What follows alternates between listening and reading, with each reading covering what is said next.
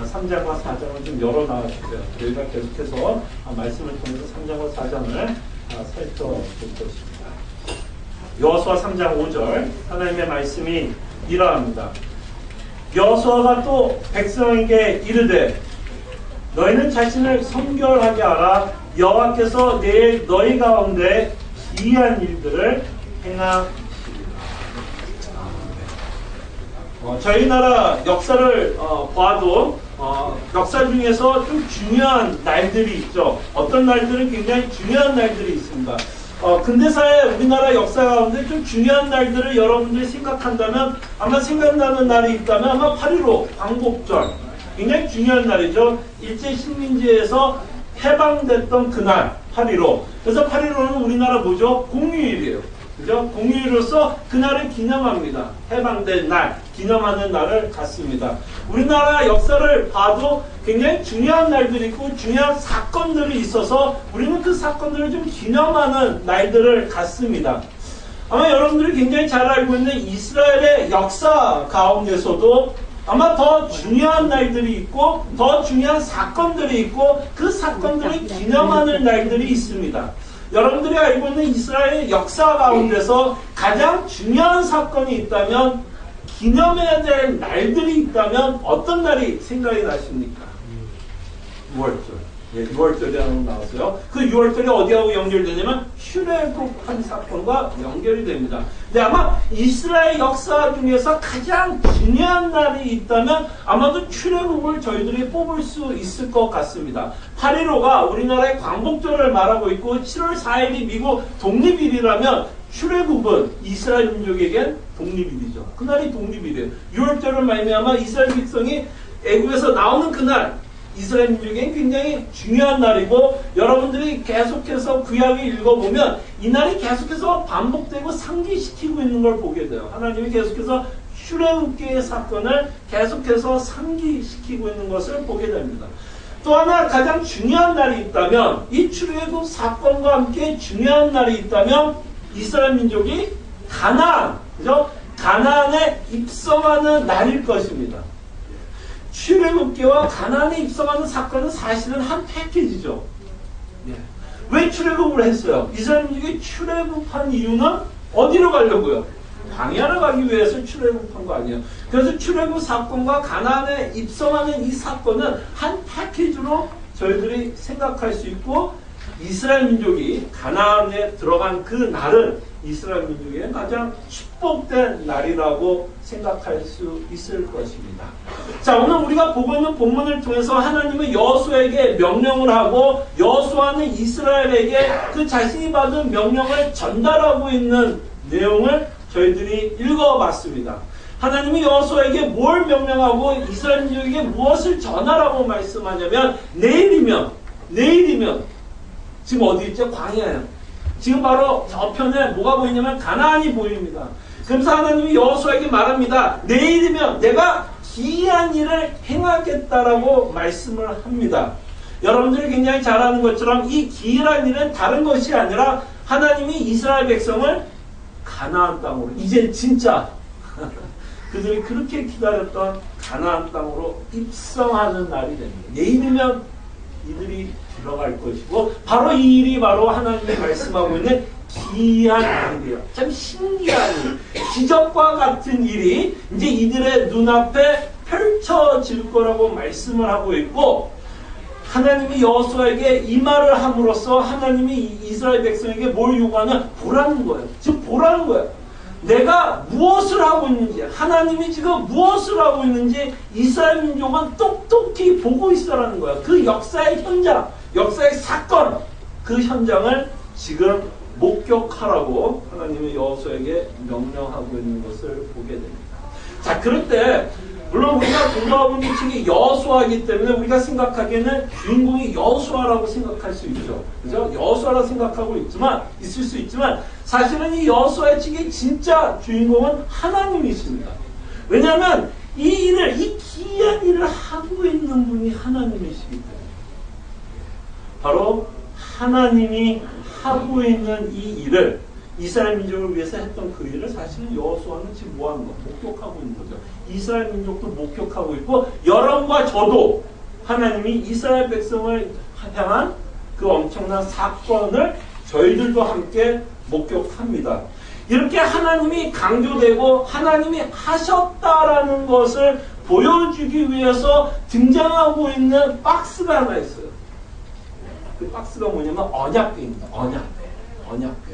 그래서 이 언약궤가 이 3장과 4장을 통해서 몇 번인가 등장하는 11번이나 등장해요. 계속해서 언약궤 이야기를 합니다.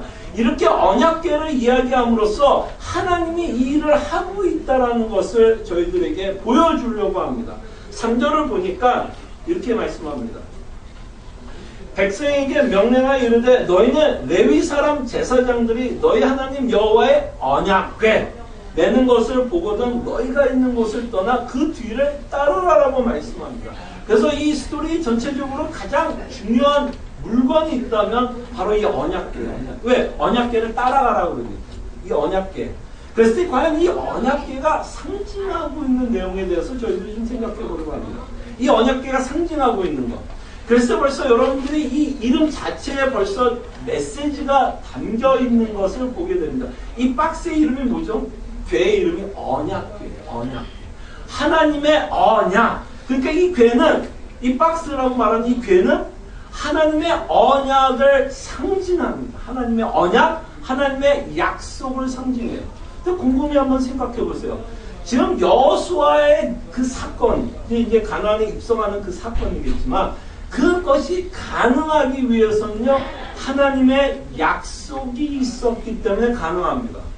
만약에 하나님의 약속이 없었다면 출애굽기도 없고요, 광야 생활도 없고요, 이들은 가나안에도 들어가지 않습니다. 이 여호수아라는 이 역사적인 사건이 있을 수 있었던 배경은 하나님이 약속했기 때문에, 하나님이 약속했기 때문에 그 약속에 의해서 이스라엘 민족을 지금 인도하고 있는 것을 보게 됩니다.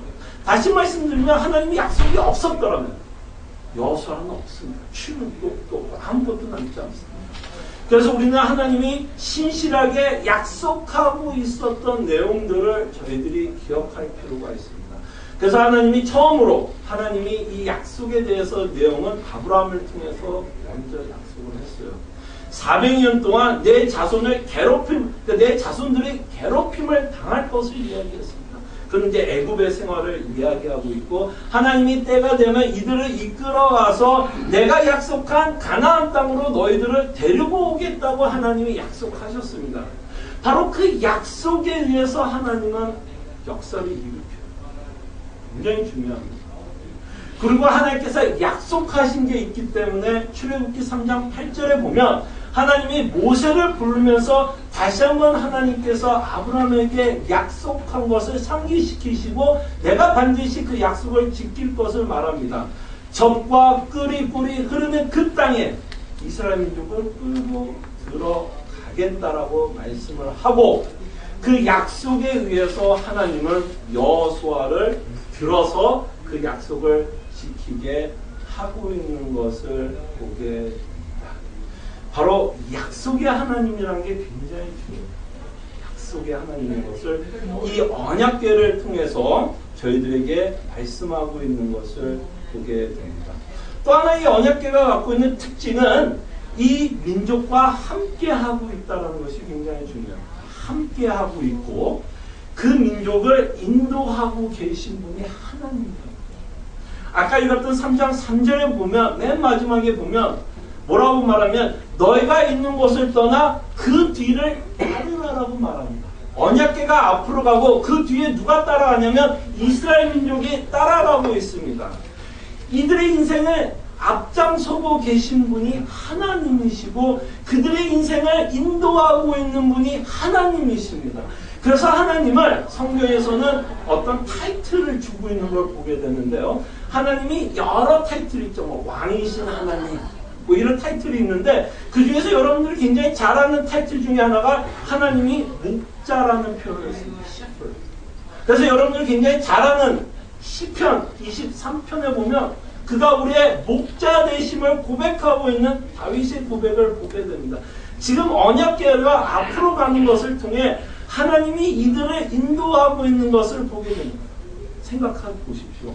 만약에 하나님이 이들을 인도하지 않았다면 이들이 어디로 가야 될지를 알까요?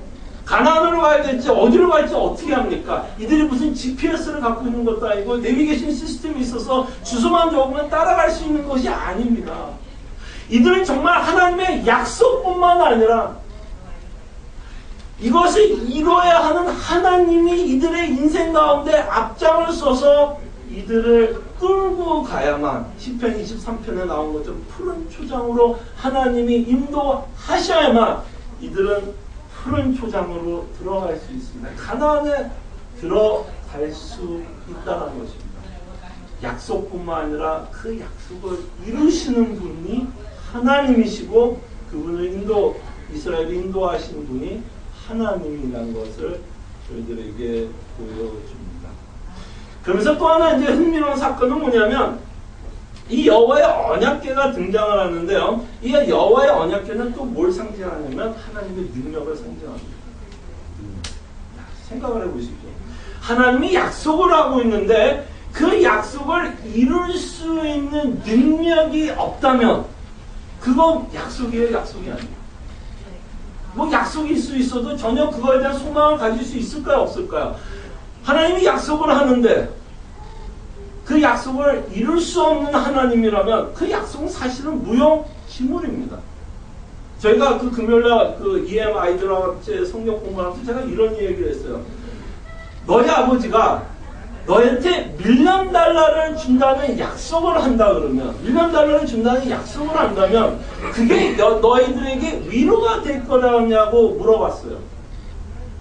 그때 위로가 될 거라고 얘기했을까요? 별로 위로가 안 될 거라고 얘기했을까요? 위로가 안 된다고 얘기했어요. 분명히 아버지가 $1,000,000를 준다, 아들한테 준다 그러면 굉장히 신실하게 약속을 했을 거예요. 아, 정말 내가 너 $1,000,000를 줄게. 근데 아들은 그 아버지의 뭘 알아요? 능력을 알아요. $1,000,000가 없다는 걸 알아요. 무슨 얘기인지 알겠죠? 그렇기 때문에 아무리 내가 진짜 아버지로서 아들한테 야 내가 너 $1,000,000 줄게. 정말 신실한 마음으로 기쁜 마음으로 정말 그 진정성 있게 약속을 해도 그 약속은 그 아이한테는 뭘로 들릴 수밖에 없어요. 공허한 거예요. 의미가 없어요. 그 약속. 왜? $1,000,000 묻힐 것 뻔히 한데 그 약속을 하는 의미가 없는 거예요. 그런 의미에 지금 하나님이 아무리 약속을 하고 이스라엘 민족에게 내가 너에게 가나안 땅을 주겠다고 했는데도 만약에 하나님이 그 능력이 없으신 하나님이라면 이 약속은 무용지물이고 그들에게는 아무런 소망과 기쁨이 있을 수 없습니다. 그래서 하나님이 이스라엘 민족에게 보여주고 싶은 거예요. 내가 어떤 능력을 갖고 있는가. 내가 진짜 이 약속을 지킬 수 있는 하나님인 것을 보여주려고 하는 사건이 이제 벌어져요. 그 사건은 어떻게 벌어지냐면 하나님이 출애굽할 때도 여러분들이 굉장히 잘 아는 것처럼 출애굽해서 나왔을 때도 그들 앞에 뭐가 있었어요? 홍해가 있었어요. 홍해 앞에 그들은 서 있었고 홍해가 갈아먹고 있는 한은 뒤에는 누가 와요? 바로의 군대가 쫓아옵니다. 죽을 수밖에 없는 상황이에요. 이건 정말 그냥 죽는 겁니다. 이거는 멋있는 고사성어를 뭐라 해요? 김태양난이라고 그러나요? 죽는 거예요, 죽는 거, 정말. 그때 하나님의 능력을 보여주죠. 아주 초자연적인 사건을 통해서 홍해를 마르게 해서 건너가게 합니다. 그러면서도 타이밍도 엄청나죠. 이스라엘 민족만 싹 건너게 하고 뒤에 쫓아오는 바로의 군대들은 물론 다 죽여버립니다. 하나님의 능력을 보여주는 거예요. 다시 한번 이들은 하나님의 능력을 구할 수밖에 없었고 하나님의 능력만이 이들을 가나안에 입성시킬 수 있는 사건을 또 만나야 됩니다. 이들이 홍해를 만난 것처럼 이들이 어디를 또 만나야 되면 요단강 앞에 서야 됩니다. 요단강. 예, 요단강. 근데 요단강이요, 여러분들이 생각하는 어떤 강이 아니면 시냇물이 아니에요. 여러분 여기 교회 바깥에 나가고요, 우리 교회 되게 좋아요. 정말 제가 이 교회 와서 제일 좋았던 것 중에 하나가 이 교회 뒤에 시냇물이 흐른다는 거. 졸졸졸. 이거 캘리포니아 뭐 LA에서는 상상할 수도 없다. 어디 이런 시냇물이 졸졸 흐릅니까? 비가 오면요 소리도 나요. 제가 저 방에서 공부하고 있으면 물살이 굉장히 세요. 하루 시냇물. 그 정도 폭이면은 걱정이 안 되죠. 제가 워낙 다리가 길기 때문에요. 저 정도 거리, 저 정도면요, 제가 이렇게 뛰어넘을 수 있어요. 문제가 안 돼요, 저 정도. 요단강이 저 정도 시냇물이면 문제가 안 돼요. 그냥 뛰어넘으면 돼요. 팔딱팔딱. 그 저 정도 깊이면 좀 젖어도 돼요. 그죠? 좀 젖어도 돼요. 뭐 생명이 전혀 위험이 없습니다. 저 정도라면. 그럼 문제가 안 되죠. 그런데 여러분들이 3장에 읽어보면 15장, 16절을 보면 이때가 추수할 때라고 얘기합니다. 추수할 때. 그럼 이 당시에 추수할 때 시기라면 대충 뭐 3, 4월 경이라고 이야기를 해요. 그랬을 때 그 3, 4월 경우는 아니면 4, 5월 경에 이 요단강의 상황은 어떤 상황이냐면요. 요단강의 상태를 잠깐 말씀드리면 수심이 어느 정도면 3m에서 4m가 된다고 해요. 3, 4m. 제 키가 1m 76.9예요. 그래서 어쨌든 1m 76 정도 되는 것 같아요. 뭐 5'11. 그럼 이게 3m, 4m라 그러면 저의 배예요. 저의 배. 뭐 저가 뭐 그게 작은 키는 아니잖아요. 뭐 큰 키는 아닐 수 있어도 제 키의 배라고 생각해봐요. 물의 깊이가 제 키의 배라고 생각해봐요. 여러분 수영 좋아하세요? 저도 수영 좋아하지만 저는 이건 안 돼요. 제 개수임 개. 그냥 숨만 이렇게 고개만 이렇게 하는데 여러분 정말 보통 여러분 수영장 가면 애들하고 이제 수영장 가면 보통 한 몇 피트 정도면 좀 깊다는 생각해요. 한 6피트, 7피트 정도면 여러분들 아마 이게 깊다라는 생각이 들 거예요. 그리고 한 6m, 7피트면요 아이들 정도, 깐난애기 정도는 충분히 죽을 수 있는 깊이에요. 어른들도 자칫하면 맥주병이라면 맞아 죽을 수 있는 깊이에요. 이게 지금 3, 4m예요. 그럼 3, 4m가 그냥 가만히 있는 게 아니에요. 강이죠. 흐르고 물살이 굉장히 셉니다. 물살이 굉장히 센 3, 4m예요. 그 다음에 이제 이게 깊이가 그 정도면 폭은 어느 정도 됐다고 얘기하냐면 한 50m에서 한 100m 정도 된다고 얘기해요. 제가 어렸을 때 체력장 했을 때 100m 있죠. 100m 그때만 해도 제가 어렵고 젊었고 어렸으니까 100m가 별로 안 멀다고 생각을 했는데요. 지금은 100m 너무 멀어요. 지금 100m를 저보고 전력 질 줄 알아 그러면 아마 50m 정도 가다가 아마 쉴 거야. 조금만 쉬었다가 또 뛸 거야. 100m 수심이 가득한, 수심이 깊은 3, 4m가 100m 정도가 된다면 이거 우스운 강 아니에요. 이거 뭐 건널 수 있는 상황이 아니라는 얘기입니다. 지금 사실은 뭐냐면 이스라엘 민족 앞에는 불가능해요. 자, 그럴 때 이걸 건너가야 된다고 생각해 보세요. 만약에 여호수아 혼자만 건너가는 거면 어쩌면 문제가 쉬울 수도 있죠. 뭐 어렸을 때 뭐 가능하지 않죠. 광야에서 계속 자랐고 애굽에서 자랐으니까 뭐 여호수아가 수영을 잘했을 거라고는 좀 상상하기는 좀 힘들 것 같아요. 근데 여호수아가 정말 수영을 잘했다고 칩시다 정말. 그럼 뭐 혼자 건너간다면 가능할 수도 있겠죠. 뭐 100m 그냥 수심 가득한데 뭐 혼자. 근데 지금 혼자 건너가야 돼요. 지금 혼자가 아니에요. 지금 몇 명, 뒤에 몇 명 서 있는지 알아요, 지금? 대충 200만 명 정도 서 있다고 생각합니다. 뒤에 지금. 자기를 따르고 있는 지금 숫자가 200만 명. 맞아, 200만 명이 그냥 혼자 몸만 서 있는 거 아니죠? 뭐요? 텐트도 있을 거고, 먹을 것도 있을 거고, 동물들도 있을 거고. 이 상황은요, 지금 건너갈 수 없는 상황인 것을 하나님이 보여주고 싶은 거야. 불가능하다라는 겁니다. 지금 이 불가능 상태에서 하나님은 자신의 약속을 반드시 지킬 거라는 거예요. 하나님은 자신의 약속을 지킬 수 있는 하나님인 것을 하나님이 이스라엘 민족에게 보여주고 싶어서 하나님은 일부러 이들 앞에 뭐를 놓냐면 장애물을 놓는 거예요. 진짜. 지금 이제 가나안을 넘어가려면 누구만 의지할 수밖에 없어요. 하나님만 의지할 수밖에 없는 상황이에요. 하나님이 하시면 건너갈 것이고 하나님이 못한다면 이들은 이제 광야에서 그냥 또 다시 죽어야 되는 그런 상황입니다.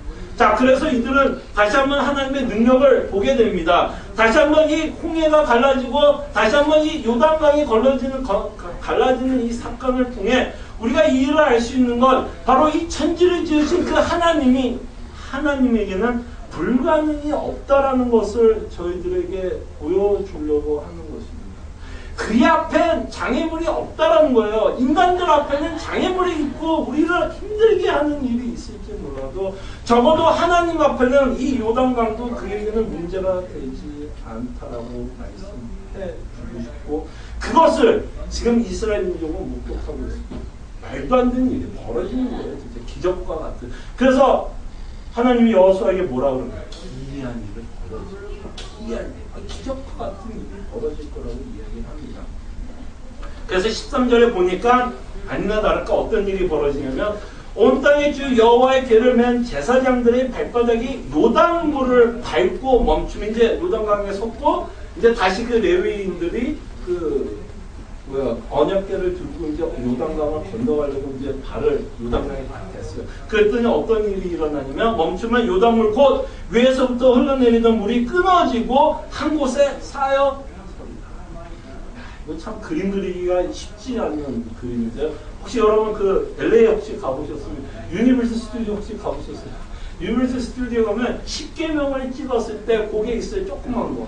그래서 그때 이렇게 살짝 근데 제가 보니까 무릎 높이 정도 되더라고. 이렇게 살짝 열려요. 열리면서 이제 그 위로 이렇게 트램이라고 그러죠. 버스가 이렇게 지나가는 그런 관광지가 있는데 그 그림이 그려지지 않으면 눈 있죠.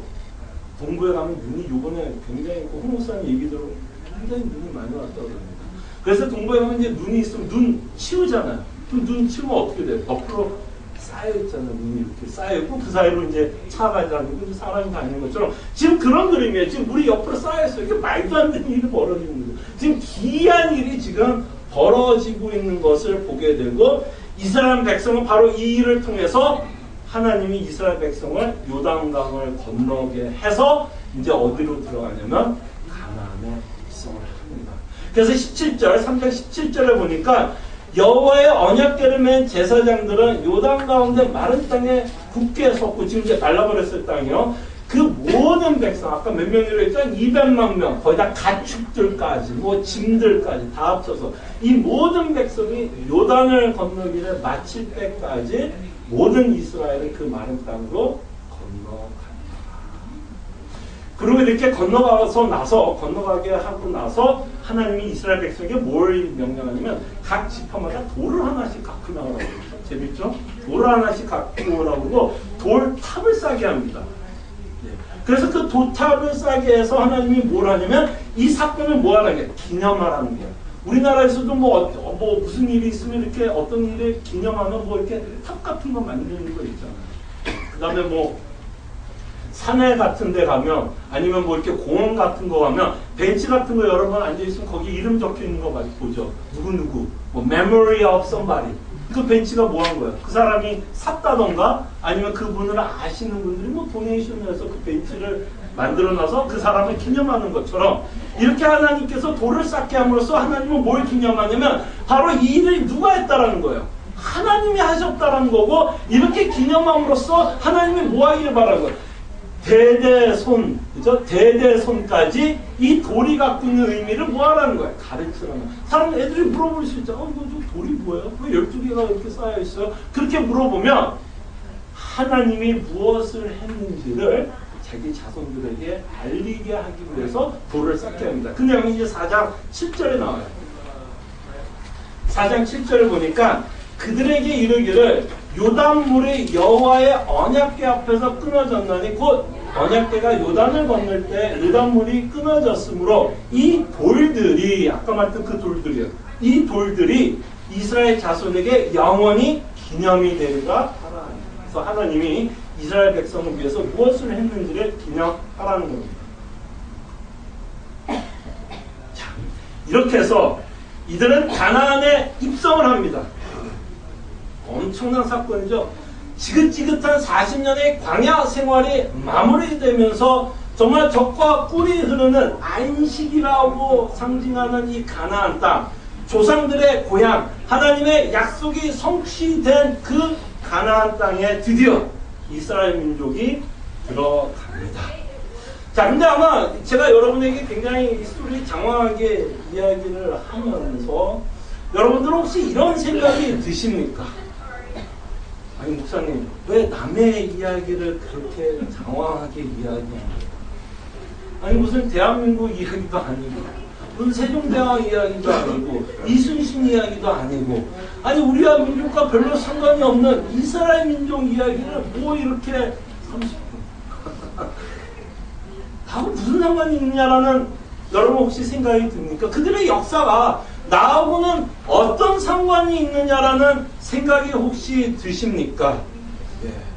근데 여러분 이따가 이제 조금 더 이 부분에 대해서 생각해 보겠지만요. 너무나 상관이 있습니다. 왜 상관이 있냐면 이스라엘을 인도했던 그 하나님과 여러분들이 믿고 있는 하나님이 같기 때문에 상관이 있습니다.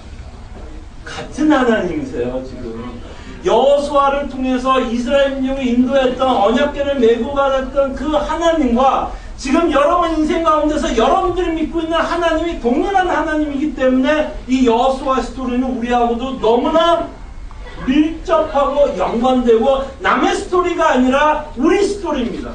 라는 것을 여러분들이 조금 생각해 보면서 저희들이 조금 더 이따가 생각을 해 보려고 하겠습니다. 자, 그 다음에 또 하나 드는 생각이 어떤 생각이 들 수 있냐면 여러분 부러우십니까? 야, 정말 나도 그때 태어나가지고 이스라엘 백성으로서 야, 나도 요단강 앞에 서고 하나님께서 요단강을 쫙 갈라지는 그것을 내가 지나간다면 야, 나도 좀 그런 기이한 일, 그런 기적을 좀 경험했다면 경험하면 참 좋겠다. 그리고 내가 그런 기적을 경험하면 야, 내 믿음이 더 자랄 것 같은데 라는 생각이 여러분 혹시 드십니까? 아, 나는 별로 그런 기적을 별로 경험한 것 같지 않아 너무 아쉽다라는 생각을 여러분 혹시 하십니까?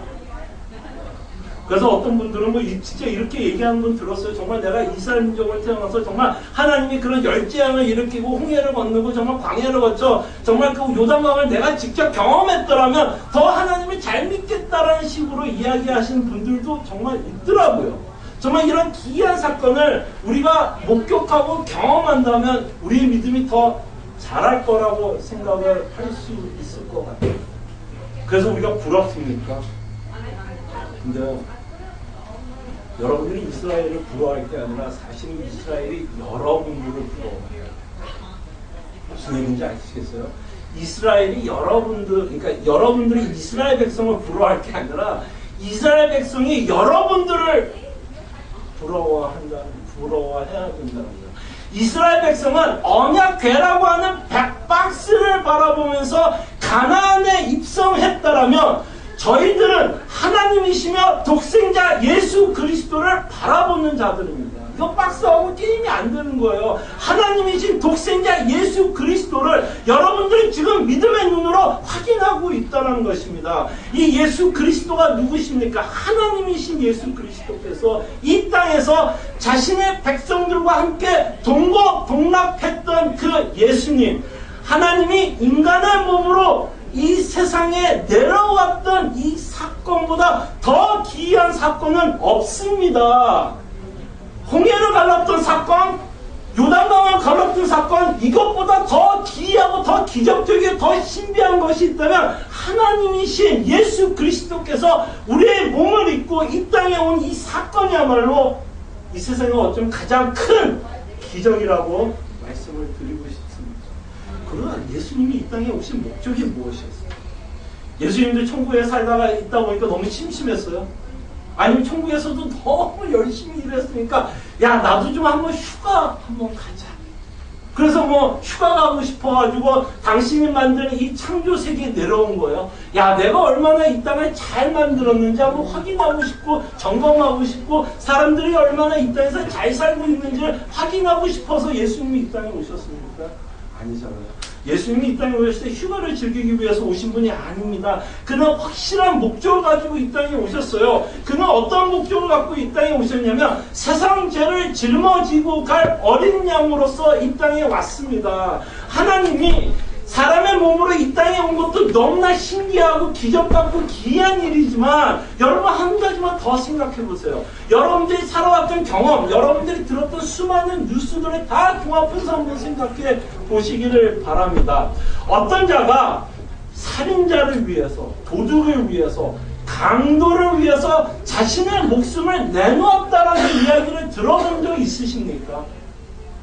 그런 자를 위해서 조금 뭐 도와주는 일은 들어볼 수 있었겠죠. 뭐 자기가 돈이 있어서 그 사람들을 돕기 위해서 뭐 도네이션 했다라는 얘기는 뭐 들어볼 수 있어도 정말 그런 살인자, 강도, 사기꾼, 그런 자들을 위해서 정말 자신이 갖고 있는 하나밖에 없는 생명을 내주었다는 이야기는 저도 비록 짧은 인생, 아직 젊은 인생 가운데 아마 여러분들도 없을 거예요. 근데 예수님이 그랬다는 거예요. 우리가 연약할 때, 죄인 되었을 때 하나님이신 예수 그리스도께서 이 땅에서 인간의 몸을 갖고, 그래서 어떤 신학자는 이렇게 말했어요. 예수님이 왜 인간의 몸을 갖고 이 땅에 오셨냐면 죽기 위해서. 만약에 예수님이 영으로 이 땅에 오셨으면 죽을 수 있어요, 없어요? 그래서 그는 죽기 위해서 인간의 몸을 갖고 이 땅에 오셨고, 누구를 위해서 죽어요? 그분이 하나님을 경멸했던 우리, 모욕했던 그 우리를 위해서 예수 그리스도께서 죽으십니다. 저는 이게 더 기이하다고 생각해요. 물론 공예가 갈라지고 뭐 유다강을 갈라졌고 보면 좀 그것도 참 신기한 일이겠지만, 정말 이런 일이 가능할까? 말이 안 돼. 인간사에서 이런 이야기를 들어본 적이 없습니다. 너무 기이합니다. 그리고 우리가 아는 것처럼 예수 그리스도께서 십자가에 죽으셨고, 그러나 그의 죽음도 그를 붙잡을 수는 없었습니다. 부활하셨습니다. 이게 어떻게 요단강 건너는 그 사건과 비유가 되겠습니까?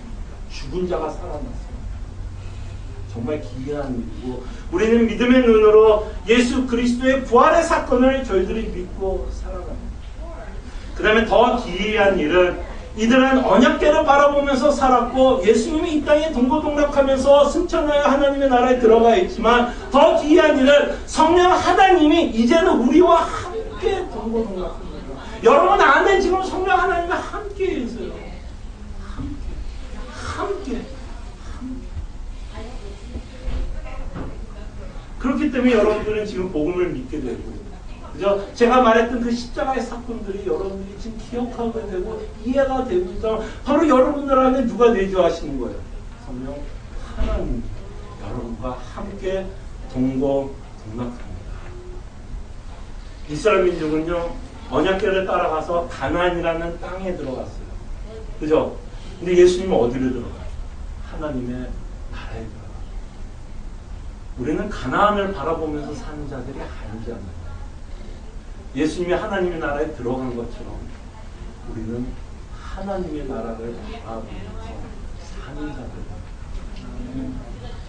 이게 어떻게, 이걸 경험하고 있는 우리가 어떻게 이스라엘을 부러워해요? 이스라엘이 우리를 부러워해야죠. 그래서 히브리서 4장 14절 16절에 보면, 주보에 이거는 적어놨어요. 이거는 한 절 같이 한번 보세요. 히브리서 4장 14절 16절입니다. 자, 그러므로 우리에게 큰 대제사장이 계시니 승천하시니 곧 하나님의 아들 예수시라. 우리가 믿는 도리를 굳게 잡을지어다. 우리에게 있는 대제사장은 우리의 연약함을 동정하지 못할 이시가 아니요 모든 일에 우리가 똑같이 시험을 받으신 이로되 죄는 없으십니다. 16절이요. 그러므로 우리는 국률하심을 받고 때를 따라 돕는 은혜를 얻기 위하여 은혜의 보좌 앞에 담대히 나아갈 것입니다. 지금 히브리서 기자는 예수님이 어디에 앉아있다는 거야? 보좌 앞에 앉아있다. 보좌. 이 보좌가 뭘 상징해요? 그의 나라. 그의 나라에서 예수님이 왕. 예. 그 보좌를 은혜의 보좌라고 이야기합니다. 저는 이 은혜의 보좌라는 단어를 볼 때마다 너무 감사해요. 왜? 원래는 이 보좌는 은혜의 보좌가 아니죠.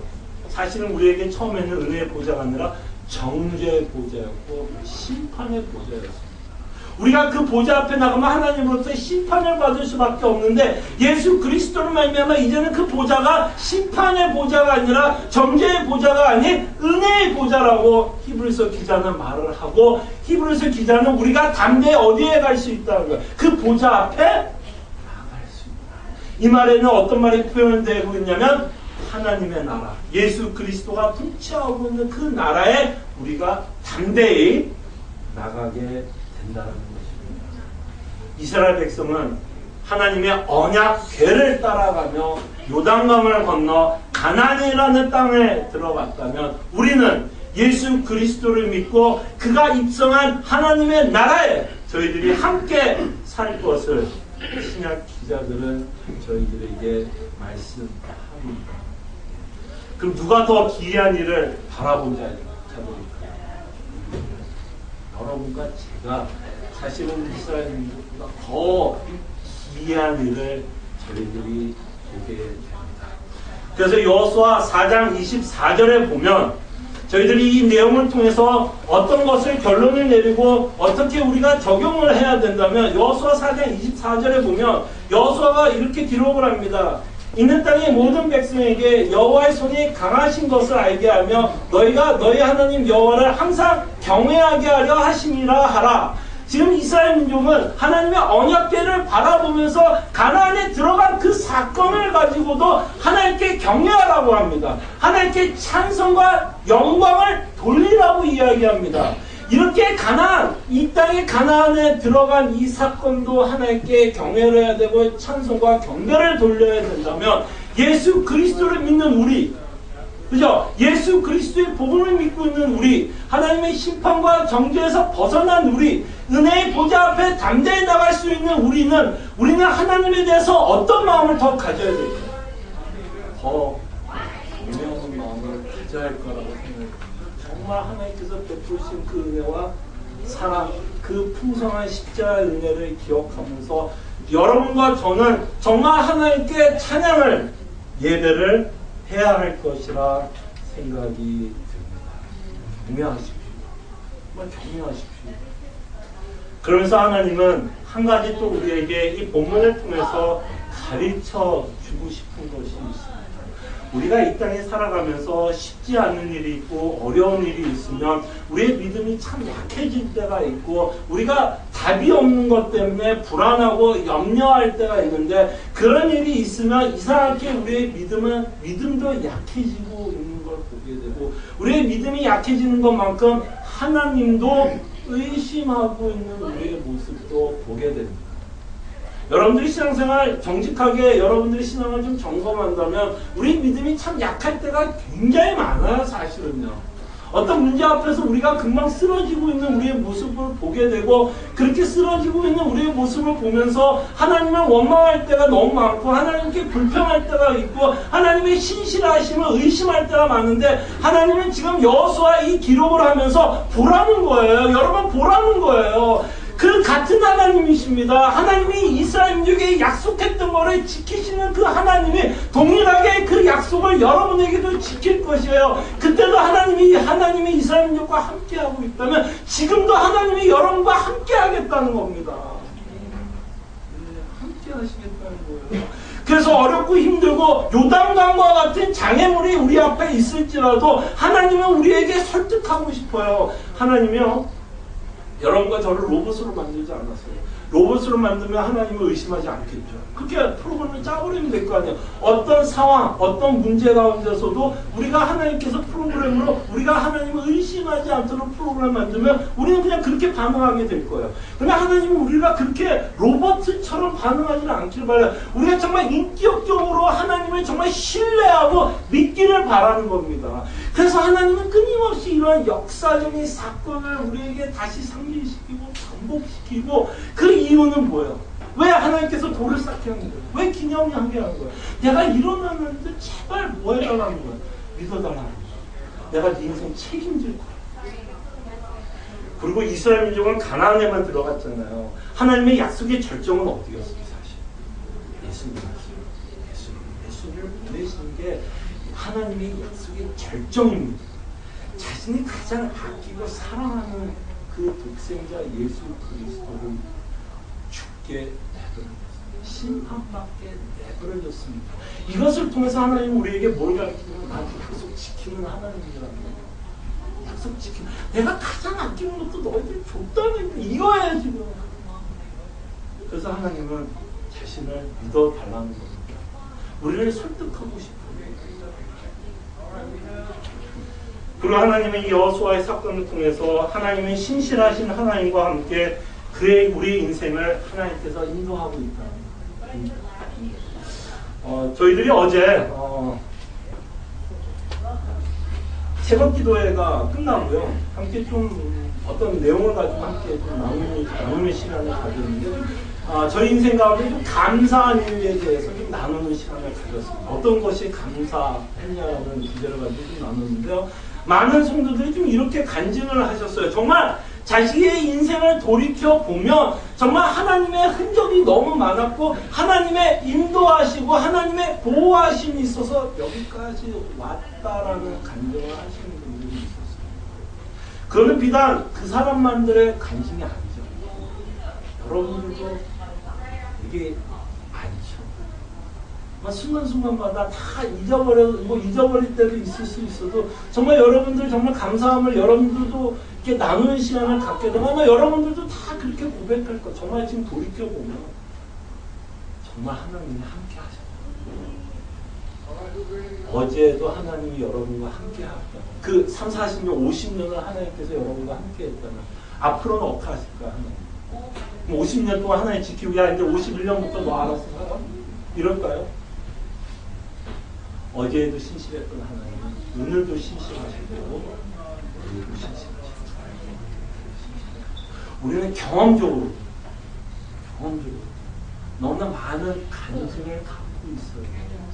하나님이 얼마나 우리 인생 가운데 간섭해 주시고 신실하게 우리 인생을 인도하고 있는 너무나 많은 경험들이 우리 안에 있다라는 것을 기억해 주시기를 바라고 그 약속의 절정에는 예수 그리스도가 함께하고 있다는 것 잊지 마시기를 바랍니다. 이 시간 함께 기도했으면 합니다.